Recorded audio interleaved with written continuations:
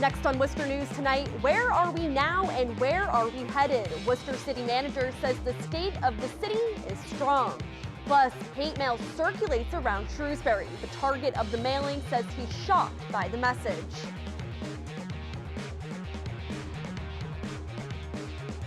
Good evening, everyone. Thank you for joining us. I'm Olivia Lemon. For the first time ever, Worcester City Manager Edward Augustus delivers a State of the City address Wednesday evening. He says Worcester is a strong place and the mood of the city is optimistic. City Manager Ed Augustus spoke of the many positive changes he has seen over the last few years as manager. Augustus mentioned topics like economic development, public education, and public safety. He says new development in the city has made Worcester more attractive to people looking to live here or start a business. He says an $11 million reconstruction project of Main Street will change the look of downtown. This is a complete reimagining of Main Street. A comprehensive overhaul, including new streets, new sidewalks, new ornamental lighting, a dedicated bike lane, new brick-banded crosswalks, public art installations that serve as placemaking features. We want downtown to be a destination, not a waypoint. And this new Main Street will deliver on that vision.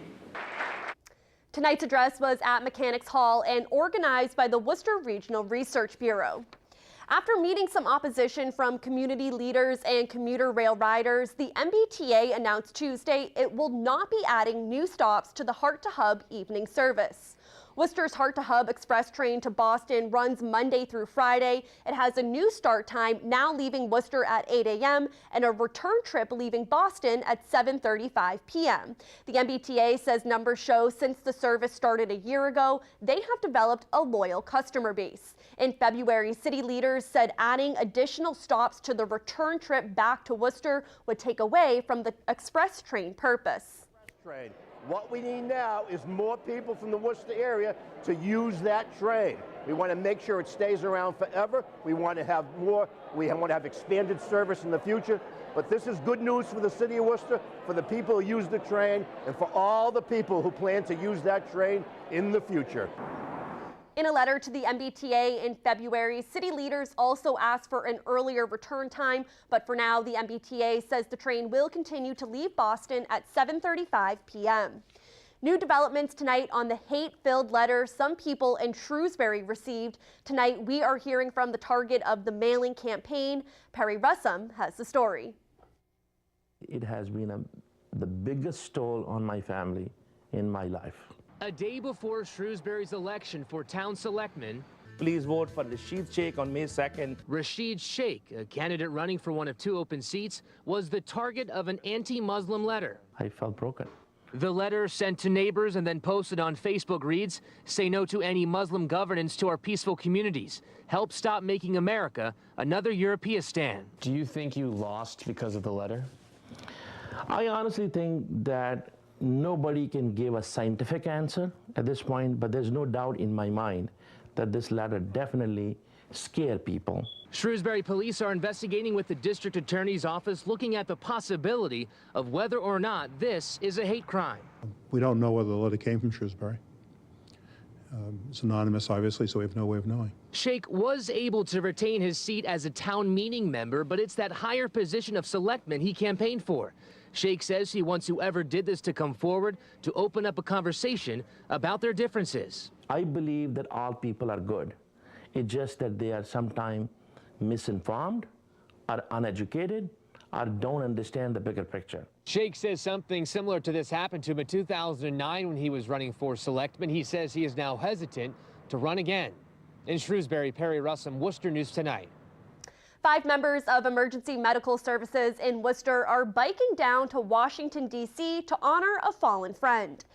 These are some pictures from some of their training. They are heading to D.C. for the National EMS Memorial Service, which honors EMS members who have died during their service. The team is biking in honor of Worcester EMS member John Lynch. He died on December 5th last year from a disease he contracted after being bitten by a patient.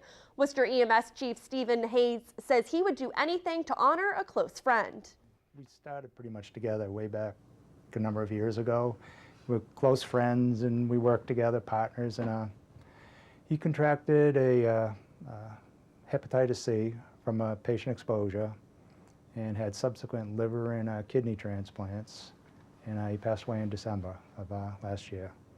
So he's going to be recognized. There's, I believe, 26 other folks also being recognized this year. The Worcester EMS members will be biking around 85 miles a day, with the trip itself being more than 500 miles. They leave from Boston on March 13th.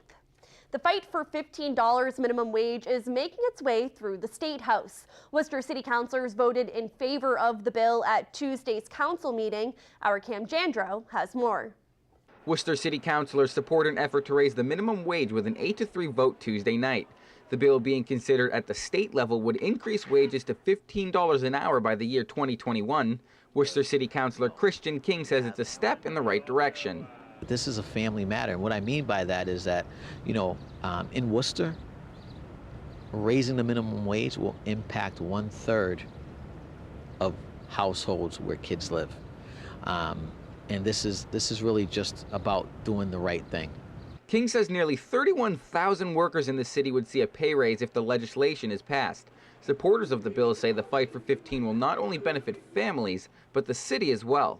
That's a huge boost for the economy because we know that those workers spend their money locally. And we also know that as the minimum wage increased over the last couple of years, we've actually seen that correlated with a stronger economy, lower unemployment. And again, it's only going to infuse our economy, and we need to do what we can to fight for everyone. According to King, 91% of Worcester workers making minimum wage are over the age of 20. Some employed in the city say making more money is good, but it comes with concerns. I think the minimum wage should be raised to a certain extent. It shouldn't be overdone, but at the same time, it still has to accommodate the hours that we get, because without the hours, the minimum wage isn't going to make a difference. It's just going to cut back.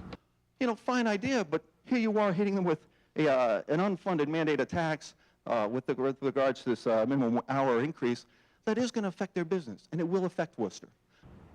Now, legislation still has to make its way through the State House, but it has been backed by Representative Daniel Donahue. If passed, the minimum wage will increase by $1 every year until it hits $15 an hour in the year 2021. In Worcester, I'm Cam Jandro, Worcester News Tonight. A generous gift to Clark University will help boost the launch of a capital campaign.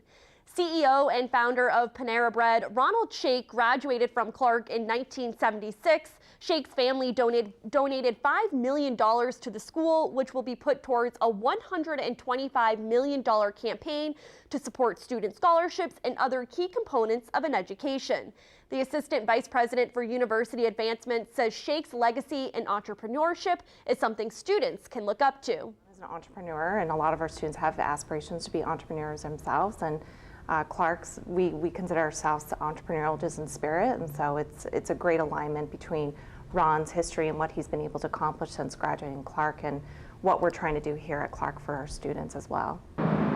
In recognition of the gift, Clark is dedicating its newest facility as the Shake Family Alumni and Student Engagement Center. Students in Worcester are making a difference for a family forced out of Syria after their home was destroyed in 2014. The North High School students raised more than $2,500, and as our Catherine Andrioli explains, all of the funds will go to a family with 2 small children starting to rebuild their life. Chances do not come to you, you have to look for them, and whenever you get the chances, you have to attack them in the best way you know how. A group of North High School students took their chance to make a difference. The AP Literature students raised more than $2,500 for a Syrian refugee family in a campaign led by English teacher Sherry Blake. And I was really interested in leading a campaign to support a refugee family. And I thought it would be something amazing that maybe my seniors would like to be involved in. Blake organized a campaign for her students after coming across a Facebook page for Human Wire, a nonprofit providing people the opportunity to help refugees. The students raised nearly $2,700 for a family forced out of their home after war tore through their native Syria in 2014. Bombings near their houses, children being kidnapped in the area that they live in. They had no choice but to flee to Turkey turkey. The class chose a family with 2 young children named Mayar and Morel. Students say this project has given them an opportunity to make a difference and help families just like their own. As an immigrant and someone who is foreign to a country, even though you feel as if you don't have a chance to make a change, you can make a change with the little that you have. Many of us being first generations and really being willing to empathize with the plight of these people really made it something that we could relate to and really wanted to have an impact towards. In Worcester, Catherine Andrioli,